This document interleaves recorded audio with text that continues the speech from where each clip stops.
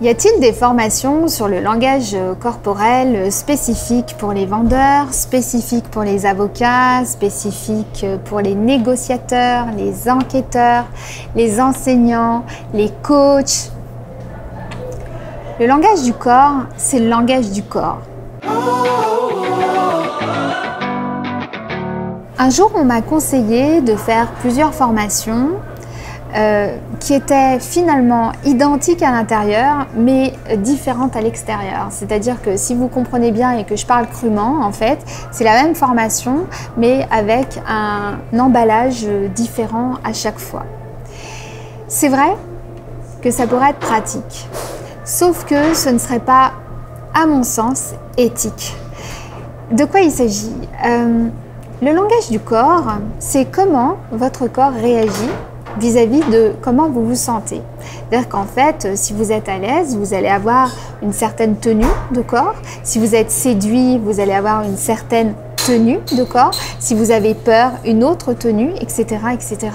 Et puis, il y a les autocontacts, les croisements, les postures, les mouvements, les axes oculaires, etc., etc. Mais la mécanique du langage corporel, de vous à moi, quel que soit votre métier, que vous soyez avocat, manager, parent, vous avez exactement les mêmes réactions physiologiques que quel que soit votre objectif et votre métier, vous êtes quand même d'accord. Donc en fait, j'ai envie de transmettre ce message dans cette vidéo.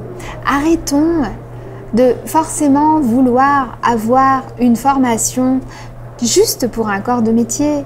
Le langage du corps est quelque chose d'exceptionnel et de formidable. Il s'agit de comprendre l'émotion au travers des mouvements du corps. On a trop longtemps négligé ça.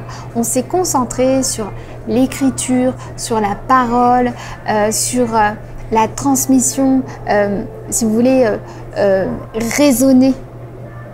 Alors que le corps n'arrête pas de dire aussi ce qu'on ressent. Et attention, loin de moi de dire que le corps n'est que ce qu'il y a de mieux à comprendre et à lire. Non, c'est juste une corde supplémentaire à votre arc. C'est une connaissance supplémentaire.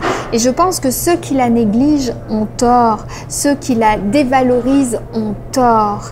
Et il y en a qui font ça. Le langage du corps ne met en danger personne.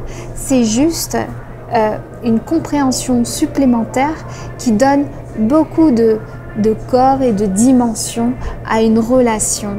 Parce que quand quelqu'un vient vous voir, que quelqu'un a l'air de vous aimer, que quelqu'un a l'air d'être bien, mais que lorsque vous lui demandez comment il va, vous voyez et vous en avez la certitude grâce au langage corporel qu'il est extrêmement fatigué et que finalement il ne va pas si bien que ça pourrait vous aider si vous avez envie aussi, parce que tout dépend de votre intention là-dedans. Ça pourrait vous donner envie d'être plus à l'écoute, d'être plus aidant et de laisser l'espace et la parole nécessaires pour que cette personne vienne vers vous. Voilà, donc c'était la réflexion du jour. Je suis Olga Siesko, spécialiste dans le langage corporel et le comportement humain. Je suis ravie de vous accueillir sur ma chaîne YouTube. Si vous n'êtes pas abonné, dépêchez-vous de vous abonner et je vous dis à très bientôt.